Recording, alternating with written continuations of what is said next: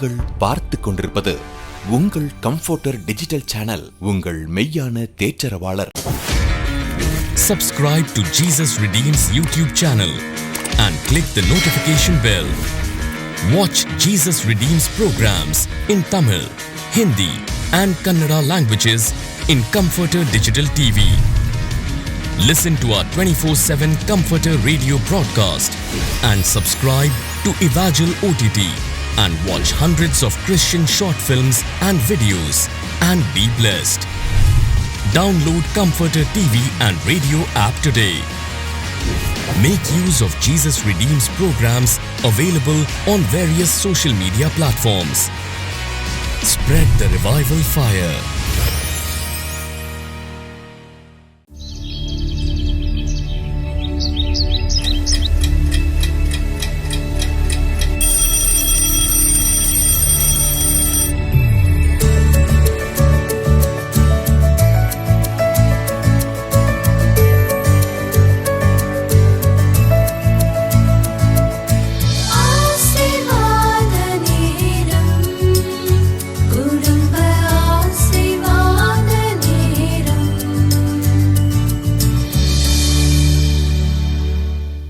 பிரியமானவர்களே, இயேசு கிறிஸ்துவின் நாமத்தில் உங்களுடைய குடும்பத்தில் எல்லாருக்கும் அன்பின் வாழ்த்துக்கள். முக்கியமாய் கிறிஸ்துமஸின் நல் வாழ்த்துக்கள். நான் சொன்னல, டிசம்பர் முதல் நாள் வந்துட்டாலே கிறிஸ்துமஸ் மாதத்துக்குள்ளே நுழைஞ்சிட்டோம். இப்போ கிறிஸ்துமஸ் நெருங்கி விட்டாரு. இன்னும் ஒரு வாரம் தான் இருக்குது. குட்டி பிள்ளைகள் ரொம்ப சந்தோஷமாக இருக்காங்க, பண்டிகை அப்படின்லாம் சொல்லி. அதுக்கிடையில் எக்ஸாம் வேறு வச்சிடுறாங்க. இல்லை, எக்ஸாம் எழுதுறீங்களா? Half yearly exam. அதான் பெரிய தலைவலியாக இருக்குது. அங்கள் குட்டி பிள்ளைகள் கேட்டால் எப்போ முடியும்னு தெரில. பண்டிகை சந்தோஷத்தெல்லாம் கெடுத்துறது. பரவாயில்ல, பண்டிகை சந்தோஷன்றது புது ட்ரெஸ் போடுறதுலையோ கேக்கு வெட்டுறதுல இல்லை. ஏசப்பா நம்ம கூட இருக்கிறாங்கன்னா அதான் பண்டிகை சந்தோஷம். அதுக்காக புது ட்ரெஸ்லாம் போடக்கூடாது என்பதல்ல. வீட்டெல்லாம் டெக்கரேட் பண்ணியிருக்கீங்களா? ஸ்டார் தொங்க விட்டுருக்கீங்களா? அவங்க வீட்டில் கிறிஸ்மஸ் ட்ரீலாம் அந்த அலங்காரம் பண்ணி வச்சுருக்கீங்களா? சரி, உங்கள் ஃப்ரெண்டெல்லாம் பார்க்க வர்றாங்களே, தெருவில் உள்ளவங்க, நீங்கள் செஞ்சுருக்கீங்க நீ. சரி, அதுக்கெல்லாம் காசு நிறைய ஆகும், பணம் அப்படின்னு சொன்னீங்கன்னா கடன் வாங்கிலாம் டெக்கரேட் பண்ணுறது, பண்டிகை கொண்டாடக்கூடாது. பெற்றோர் ஞாபகத்தில் வைங்க, என்ன இருக்குதோ அதை வச்சு தான் கொண்டாடணுமே தவிர கடன் வாங்கி ஆடம்பரமாய் பண்டிகை கொண்டாடுவதெல்லாம் கர்த்தர் விரும்புவதில்லை. உங்களுக்கு என்ன இருக்குதோ அதை செய்யுங்க. நிறைய கிறிஸ்தவ குடும்பத்தில் டிசம்பரில் கடன் வாங்கி ட்ரெஸ்ஸு பண்டிகை கொண்டாடிட்டு அடுத்த கிறிஸ்மஸ் வரைக்கும் கடன் அடிச்சுக்கிட்டே இருப்பாங்க. மறுபடியும் கடன் வாங்கிடுவாங்க. இந்த பழக்கம் நல்லதல்ல, அதை செய்யக்கூடாது. உங்களுக்கு என்ன முடியுமோ அதில் ட்ரெஸ் வாங்குங்க, அலங்காரம் பண்ணுங்க, எல்லாம் செய்யுங்க. அதே சமயத்தில் நான் சொன்ன மாதிரி ஒரு ஏழை குடும்பம், விதவைகள், தாய் தப்பன் எல்லாரும், குழந்தைகள் உள்ள குடும்பம், அல்லது சில கணவன்மார்கள் பாதிக்கப்பட்டு வேலைக்கு போக முடியாமல் மரணப்படுக்கையில் இருப்பாங்க. அது மாதிரி ஒரு குடும்பத்தை கண்டுபிடிங்க. உங்கள் தெருவில், பக்கத்து தெருவில், கிராமத்தில் இருப்பாங்க. அவங்களுக்கு ட்ரெஸ் வாங்கி கொடுத்து உங்களுக்கு விருந்துக்கு கூப்பிட்டு கிறிஸ்மஸ் அன்றைக்கு உங்கள் வீட்டில் விருந்து செய்து நீங்கள் சாப்பிட்ற அந்த சாப்பாட்டை அவங்களுக்கு பகிர்ந்து கொள்ளுங்க, ஷேர் பண்ணுங்கள். உங்கள் கூட ஈக்குவலாக உட்காந்து சாப்பிட்ற மாதிரி பண்ணி அவங்களுக்கு ஒரு கிஃப்ட் கொடுத்து இயேசு உங்களையும் நேசிக்கிறார்னு சொல்லி அனுப்புங்க. இயேசு அதை பார்த்து சந்தோஷப்படுவார். இதான் உண்மையாக பண்டிகை கொண்டாடுகிற அந்த முறை என்ற ஆண்டவுடைய மகிழ்ச்சி உண்டாகும். அதனால் இந்த பண்டிகை வித்தியாசமாக கொண்டாடுங்க. சரியா? குட்டி பிள்ளைகள் கூட எனக்கே 3 ட்ரெஸ் வாங்க, 4 ட்ரெஸ் வாங்கன்னு சொல்லக்கூடாது. நீ இன்னும் ஏழை குழந்தைகளுக்கு சார்பாக ஒரு ட்ரெஸ் வாங்கி கொடுக்கணும். அதெல்லாம் ஏசப்பாவுக்கு ரொம்ப மகிழ்ச்சி. சரி, எல்லாத்துக்கும் மேலே டெக்கரேட் பண்ணி வச்சா போதாது, உங்கள் வீட்டில் பாட்டு சத்தம் கேட்கணும், ஆண்டவரை துதிக்கிற சத்தம் கேட்கணும். அந்த துதிக்கிற சத்தத்தை கேட்டு தான் தேவனுடைய பிரசன்னம் உங்கள் வீட்டுக்குள்ளே வரும். ஆண்டவர் உங்கள் வீட்டுக்குள்ளே இறங்குவார். நீங்கள் நல்ல கிறிஸ்மஸ் ட்ரீ டெக்கரேட் பண்ணி வச்சிருக்கீங்கன்னு பார்க்க பக்கத்து வீட்டு குழந்தைகள் வரலாம், இயேசு வரமாட்டார். அதை பார்க்குறதுக்கெல்லாம் இயேசு உங்கள் வீட்டுக்குள்ளே வரணுமானா பாடணும், அவரை துதித்து பாடணும், அவருக்கு நன்றி சொல்லி பாடணும். அவரை துதித்து ஸ்தோத்திர பலியிட்டா உங்கள் வீட்டுக்குள்ள ஆண்டவர் வந்துடுவார். அதுதான் பண்டிகையில் ரொம்ப முக்கியமான விஷயம். இந்த பண்டிகை கொண்டாடுற பேரில், பார்ட்டி வைக்கிற பேரில் மதுபானத்தை ஷேர் பண்ணீங்க, சாபம் உங்கள் வீட்டுக்குள்ளே வந்துடும். உங்கள் சபையில் இருக்கிற மற்ற கிறிஸ்தவடி பண்ணுன்னா எச்சரிப்பு சொல்லிடுங்க. நீ இனிமேல் அந்த கிறிஸ்மஸ் பார்ட்டி நீ குடிக்கிறது, வெறிக்கிறது இதெல்லாம் பண்ணிங்கன்னா சாபம் வீட்டுக்குள்ளே வரும்னு சொல்லிடுங்க.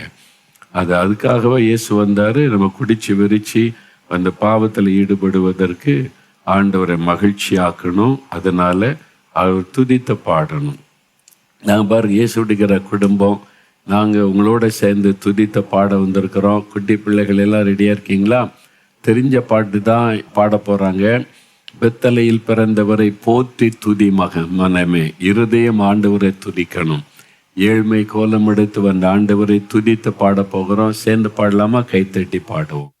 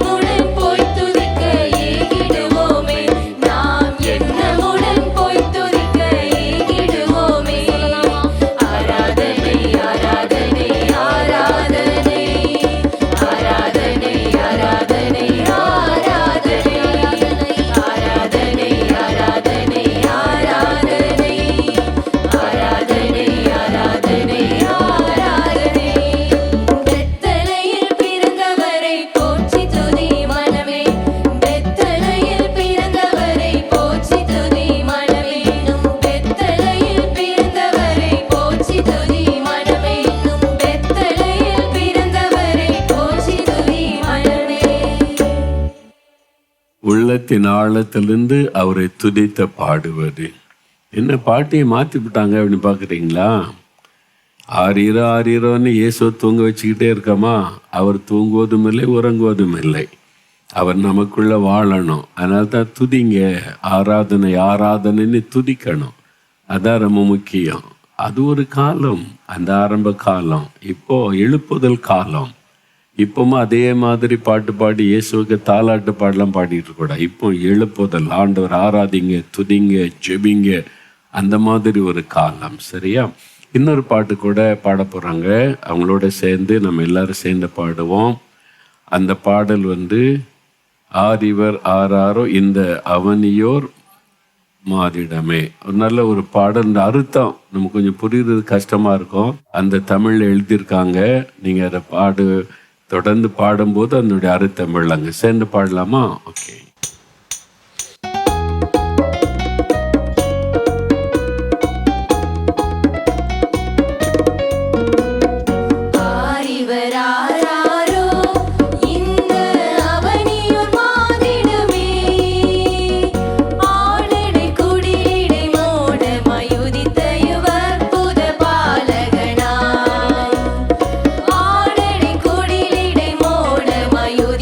யுவர்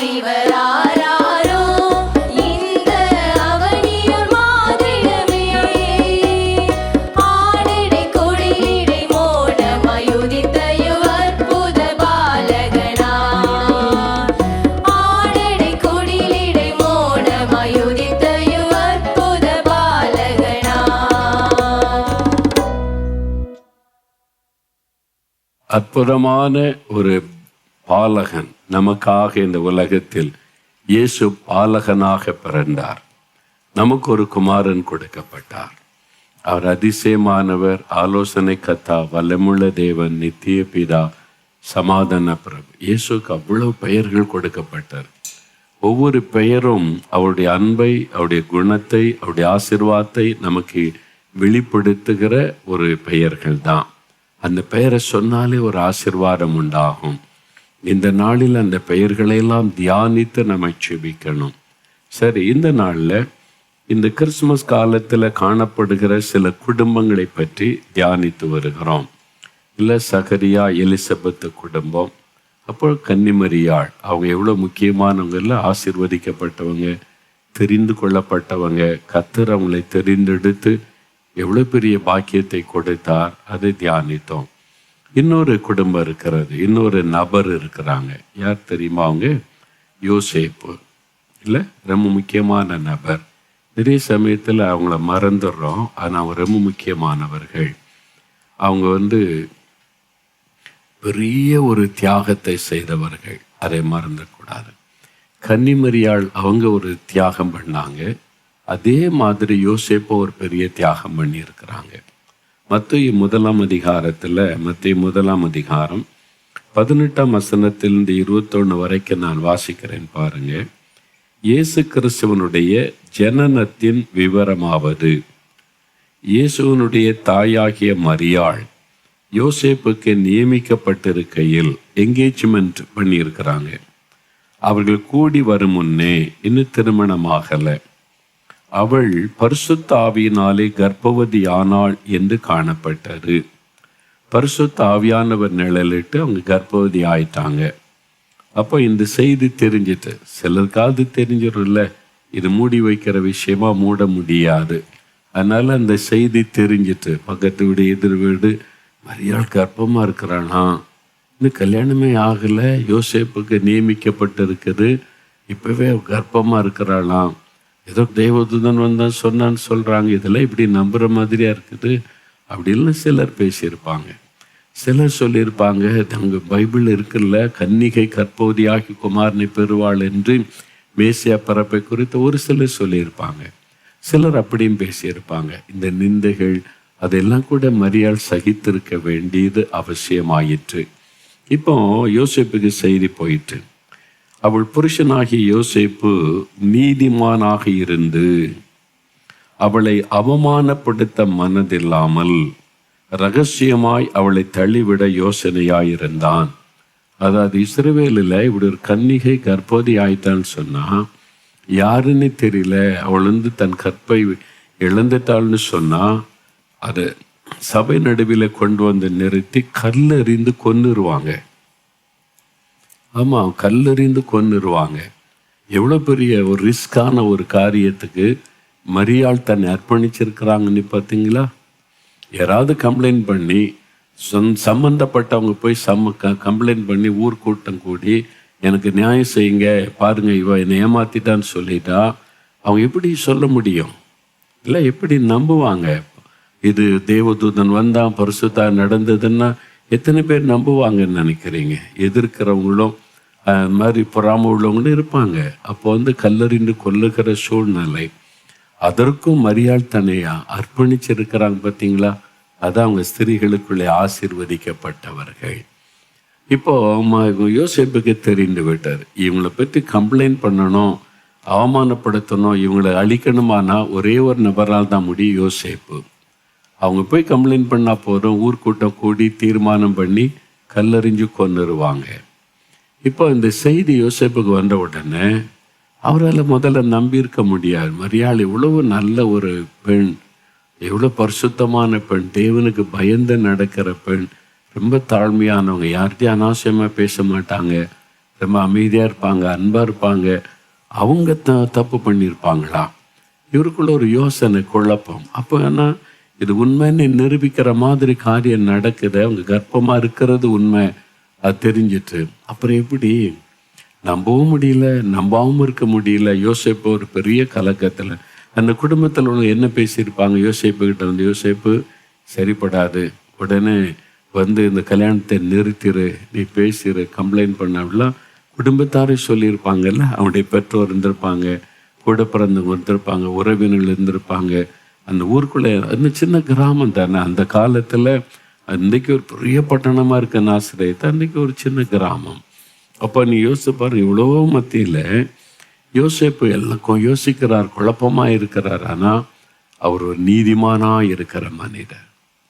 என்னால் யாரும் பாதிக்கப்படக்கூடாது, தப்பே நடந்திருந்தாலும் என்னால் இன்னொருத்தர் பாதிக்கப்படக்கூடாது, இன்னொரு அவமானப்படுத்தப்படக்கூடாது, அவங்க எந்த விதத்திலும் அவங்க பாதிப்பு உண்டாகிடக்கூடாது. நான் தேவனுக்கு பயந்து நடக்கிற மனிதன் நீதிமான். தேவனுக்கு பயந்து பொல்லாப்புக்கு யார் விலகிறாங்களோ அவங்க தான் நீதிமான். யோசிப்பு பார்த்தீங்களா, நீதிமானாக இருந்து அவளை அவமானப்படுத்த மனதில்லாமல் நல்ல ஒரு இருதயம் கொண்டவர். ஒருவேளை தப்பே நடந்திருந்தாலும் என்ன இன்னும் அவருக்கு திட்டமாக தெரியல, தப்பு நடந்துச்சா இல்லையா, ஆனால் கர்ப்பமாக இருக்கிறது கன்ஃபார்ம் ஆயிட்டு எப்படி குழப்பானா, நான் அவளை அவமானப்படுத்த மனதில்லாமல் நல்ல இருதயம். இன்னொருத்தரை நான் அவமானப்படுத்தக்கூடாது. இன்றைக்கி அதெல்லாம் பாருங்கள், மற்றவங்களை அவமானப்படுத்தி பணம் சம்பாதிக்கிறவங்க பெருகிட்ட ஒரு காலம். மற்றவங்களை கேவலப்படுத்தி பொய்யானதை சொல்லி அவமானப்படுத்தி அதை வச்சு தங்களுடைய வாழ்க்கையை கட்டி எழுப்பி கொள்ள நினைக்கிற துன்மார்க்கர்கள் நிறைந்த காலம். அப்பவும் அப்படிப்பட்ட ஆட்கள் இருந்திருப்பாங்க. ஆனால் யோசேப்பு பாருங்க, அவர் ஒரு நீதிமான், தேவனுக்கு பயந்து நடக்கிறவர். இல்லை நான் அப்படி செய்ய மாட்டேன், அவளை அவமானப்படுத்தக்கூட, என்ன காரணம்னு தெரியல, எங்கே தப்பு நடந்ததுன்னு தெரியல, ஆனால் எனக்கு இழைக்கப்பட்டவர் அவர் அநீதி தான், ஏன்னா நான் தான் திருமணம் செய்ய போகிறேன், எனக்கு தான் பெரிய பாதிப்பு, ஆனால் நான் அவளை அவமானப்படுத்த விரும்பலை. இப்படி ஒரு நல்ல இறுதியை பார்த்தீங்களா? நமக்கு அந்த இறுதி இருக்குதா? நம்மளை பகைக்கிறவங்ககிட்ட என்ன குற்றம் கண்டுபிடிக்கலாம், சம்பந்தமே இல்லாதவங்கள்ட்ட என்ன குற்றம் கண்டுபிடிக்கலாம், அபாண்டமான பழி சுமத்தலான்னு அலைகிற ஒரு காலம். ஆனால் அவர் நீதிமானாக இருந்து என்னால் அவங்க அவமானப்பற்றக்கூடாது என்பதாக ரகசியமாய் வேணா திருமணத்தை நிறுத்தலாம். குடும்பத்தால் பேசியிருப்பாங்கல்ல, மூதி இருப்பாங்க யோசேப்புக்கிட்ட, நீ என்ன சும்மா இருக்க, நம்ம இப்படி நினச்சோம், அந்த பிள்ளை இப்படி இருக்குது எப்படி அப்படின்னு சொன்னால், அதெல்லாம் வேண்டாம், யாருக்கும் தெரிய வேண்டாம், சபைக்கு தெரிய வேண்டாம், அமைதியாக வேணும்னா அமைதியாக கல்யாணத்தை நிறுத்திடலாம் அப்படின்னு யோசேப்பு நினைக்கிறார். ஆனால் அவருக்குள்ள ஒரு குழப்பமான நிலைமை. மரியாள் நம்ம ஊரை சார்ந்த பிள்ளை, இவ்வளோ நல்ல சாட்சியான பிள்ளை, இது என்ன நடந்திருக்குன்னு தெரியலையே, ஒரு குழப்பமான நிலைமையில் அடுத்த தேவதூதன் ஆண்டவர் அனுப்புகிறார். தேவதூதன் யோசேப்பேன்னு கூப்பிட்டு, உன் மனைவியை சேர்த்துக்கொள்ள ஐயப்படாதே, உலக மக்கள்லாம் சொல்கிற மாதிரி, உன் குடும்பத்தார் சொல்கிற மாதிரி அந்த மகள் அதாவது பாதை தவறின பெண் அல்ல, இது பரிசுத்தாவியினால் உண்டானது, அவள் தன்னை அர்ப்பணித்து கொண்டிருக்கிறாள், தெய்வ சித்தத்தை நிறைவேற்ற, தனக்கு அவமான நிந்தைய வாழ்க்கையே போனாலும் பரவாயில்ல, நான் தேவனுக்கு அடிமை என்று அர்ப்பணித்திருக்கிறாள், அதனால உண்டானது, அவளுக்கு ஒரு குமாரன் பிறப்பான், அவருக்கு இயேசுன்னு பெயரிடணும், அதனால் அதில் உனக்கும் பங்கு இருக்கிறது என்பதாய் தேவதூதன் சொன்ன உடனே கிளியர் ஆயிட்டு யோசேப்புக்கு. தேவதூதனை கொண்டு கர்த்தர் விளங்க பண்ணின உடனே யோசேப்பு உடனே கிளியர் ஆயிற்று. தன் மனைவியை சேர்த்து கொண்டு அவள் தன் முதற் பேரான குமாரனை பெருமளவும் அவளை அறியாதிருந்து அவருக்கு இயேசு என்று பெயரிட்டான் என்று பார்க்கிறோம். பார்த்தீங்களா, இவ்வளோ நல்ல இருதயம் கொண்ட ஒரு மனிதர். நம்ம அப்படி இருக்கணும். இயேசுவின் இருதயம் நமக்கு இருக்கணும். யோசேப்பை போல நல்ல இருதயம் இருக்கணும். அந்த மாதிரி உள்ள ஒரு மனிதர் தான் யோசேப்பு. அதனால தான் இந்த குடும்பத்தை மரியாள், இந்த யோசேப்பு. அது மாத்திரம் இல்லை, இப்போ ஒரு நிந்தை அவமான பாடுகளை ஏற்றுக்கொள்கிறது மாத்திரம் அல்ல, இப்போ அதே டைமில் நீங்கள் குடிமதிப்பு எழுதுறதுக்கு பெத்லகேமுக்கு போகணும் செய்தி வருது. இங்கேருந்து அங்கே போனேன்னா சாதாரண விஷயம். அதுவும் நிறைமாத ஒரு கர்ப்பிணியை கூட்டிக்கிட்டு, அந்த காலத்தில் பஸ்ஸு கிடையாது, ட்ரெயின் கிடையாது, வாகனம் சில கோவேறு கழுதையில் கூட்டிகிட்டு போவாங்க, நடந்து தான் போகணும். மரியாளை அவங்க அழைச்சிட்டு போய் தனியாக அவர் எவ்வளோ பாடுகளை மரியாள் அவங்களோட சேர்ந்து பட்டிருக்கிறார் தெரியுமா? இயேசு இந்த உலகத்தில் வருவதற்கு, ரட்சிப்பு உண்டாவதற்கு இந்த யோசேப்புடைய பங்களிப்பு ரொம்ப பெரியது. அவர் தன்னை பாடுகளுக்கு அர்ப்பணித்து கொண்டார், நிந்தைகளுக்கு அர்ப்பணித்து கொண்டார், உபத்திரவத்திற்கு அர்ப்பணித்து கொண்டார். மரியாதை அழைச்சிட்டு போகணும், சத்திரத்தை இடமில்லை, என்ன செய்யறதுன்னு தெரியல, மாட்டு தொழுவத்தில் தான் இடம், அதுக்கும் பரவாயில்லை. பாடுகளை சகிக்கிற ஒரு இறுதி யோசேப்புக்குள்ள இருந்தார். இவ குழந்தை பிறந்துட்டு ஏரோது சொல்றான் குழந்தைகளெல்லாம் கொல்லணும், தேவதூதன் சொல்றான் யோசேப்பை எழும்பு, குழந்தை எடுத்துக்கொண்டு எருசலேமுக்கு நீ எகிப்துக்கு போ, ஒரு நாட்டை விட்டு இன்னொரு நாட்டுக்கு போய் சொல்றார் ஆண்டவர். என்ன ஆண்டவரே, நீங்க சொல்லித்தான் நான் இதெல்லாம் சம்மதிச்சேன், எனக்கு குடும்பம் இருக்குது, பிஸ்னஸுக்கு, அதெல்லாம் விட்டுட்டு எகிப்துக்கு போக சொன்னா அது விளையாட்டு காரியம். இங்கேருந்து போகணுன்னா எகிப்துக்கு அங்கே யாரையுமே எனக்கு தெரியாது, என்னை ஏற்றுக்கொள்ள யாருமே கிடையாது, எப்படி போகிறது? ஒன்றும் பேசலை. சரி ஆண்டவரே, கீழ்ப்படுகிற ஒரு இறுதி யோசேப்புக்கு பாருங்க, கீழ்ப்படிதலுடைய யோசேப்புக்கு எகிப்தில் அவரை ஏற்றுக்கொள்ள யாருமே கிடையாது. ஆண்டவர் சொல்றார், நான் போறேன். கீழ்ப்படிந்து தன் மனைவி குழந்தையை அவங்க கொண்டுகிட்டு எகிப்துக்கு போறாங்க, அங்க தங்கி இருக்கிறாங்க. அங்கிருந்து ஆண்டவர் சொல்றார், மறுபடியும் நீ போ, திரும்பி ஏரோது இறந்துட்டான், நீ திரும்பி போன்னு சொல்லி நாசரேத்துக்கு வர்றாங்க. அப்போ யோசேப்புடைய பங்களிப்பு ரொம்ப முக்கியம். அது நிறைய எழுதப்படல, சொல்லப்படவில்லை, ஆனா மறைவாய் இருக்கிற பல காரியத்தை நம்ம அறிந்து கொள்ளணும். அப்போ யோசேப்பு என்கிற அந்த தேவ மனிதர், அவர் ஒரு நீதிமான், தேவனுக்கு பயந்து நடக்கிறவர், யாரையும் அவமானப்படுத்த விரும்பாத நல்ல இறுதியும் கொண்டவர், ஆண்டவருக்காக பாடுகளை சகிக்க அர்ப்பணித்து கொண்டவர். அந்த நாளை யோசேப்பு ரொம்ப ஒரு விசேஷமானவர். பிரியமானவர்களே, ஆனால் நம்ம பார்க்கிற இயேசு ஊழியத்துக்கு வர முன்னாலேயே யோசேப்பு மரித்து விட்டார். சின்ன வயசுலேயே அவரை கொஞ்சம் வயசுலேயே மறிச்சிருக்கணும். அவருக்கு மரியாளுக்கு அதன் பிறகு இப்போ குழந்தைகள் பிறக்கிறாங்க, இயேசுடைய சகோதர சகோதரிகள் பைபிள் இருக்கிற அவங்க எல்லாம் இருக்கிறாங்க. ஆனால் அவர் எப்போ மரித்தார், எத்தனை வயசுல மரித்தார், எதுவுமே சொல்லப்படவில்லை. எதனால மரித்தார்னு சொல்லப்படலை. ஆனால் இயேசு ஊழியத்துக்கு வர்றதுக்கு முன்னாலேயே அவர் பரலோகத்துக்கு போயிருக்க வேண்டும், தேவனால் எடுத்து கொள்ளப்பட்டிருக்க வேண்டும். அதன் பிறகு இயேசு அவருடைய சகோதர சகோதரிகள் தான் பைபிளில் சொல்லப்பட்டு இருக்கிறாரு. அப்போ இயேசுடைய குடும்பம் அதில் கன்னிமரியாள், அவங்க யோசேப்பு ரொம்ப முக்கியமான நபர். நம்ம அவங்கள போல இருக்க நம்ம அர்ப்பணித்து கொள்ளணும். யோசேப்பை போல ஆண்டவரே ஒரு நீதிமானாக இருக்கணும், யாரையும் நான் பாதிக்கிற மாதிரி நடக்கக்கூடாது, யாரும் என்னால் பாதிக்கப்படக்கூடாது அப்படின்ற நல்ல இருதயம், இயேசுக்காக பாடுகளை சகிக்கிற ஒரு இருதயம் நமக்கு வேணும். அப்படி ஒரு குடும்பமாக நீங்கள் ஒப்பு கொடுத்தீங்கன்னா உங்கள் குடும்பத்தின் மேல் ஆண்டவர் பிரியம் வைத்து உங்களை ஆசீர்வதித்து மகிழ பண்ணுவார்.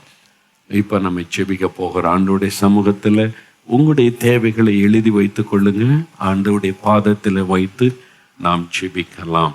ஆண்டவருடைய சொல்லுங்க, ஆண்டவரே யோசேப்பை போல ஒரு நல்ல இருதயத்தை எனக்கு தாரும். யோசேப்பு நீதிமானாயிருந்தாரே, அந்த மாதிரி ஒரு இருதயத்தை எனக்கு தாரும். அவமானப்படுத்தக்கூடாது யாரையும், என்னால் அவனுடைய உள்ளம் பாதிக்கப்படக்கூடாதுன்ற ஒரு நல்ல இருதயம் அவருக்கு இருந்தது. அதே மாதிரி ஒரு நல்ல இருதயத்தை எனக்கு தாரும். ஆண்டவரே, உம்முடைய வார்த்தைக்கு கீழ்ப்படிந்து பாடுகளுக்கு தன்னை ஒப்பு கொடுத்து கொண்டாரே, அந்த மாதிரி ஒரு இருதயம் எனக்கு தாரும். ஆண்டவரே, எத்தனையோ பாடு, நிந்தை, நெருக்கம், கேள்விகள், அவமானம், டிராவல், தன்னுடைய மனைவி அழைத்து கொண்டு பிரயாணம், நாடு விட்டு ஒரு நாட்டுக்கு போனது, எல்லா பாடுகளையும் சகிக்க கிருபை கொடுத்தீங்க. இயேசுவை பாதுகாத்து கொண்டு வர பயன்படுத்தினீங்க. நானும் அப்படிப்பட்ட இருதயத்தோட என்னை ஒப்பு கொடுக்கிற ஆண்டவரே, என்னை அர்ப்பணிக்கிறேன் ஆண்டவரே, என்னை பாடுகளுக்கு ஒப்பு கொடுக்கிறேன், நிந்தை, நெருக்கங்கள், அவமானங்களுக்கு ஒப்பு கொடுக்கிறேன்.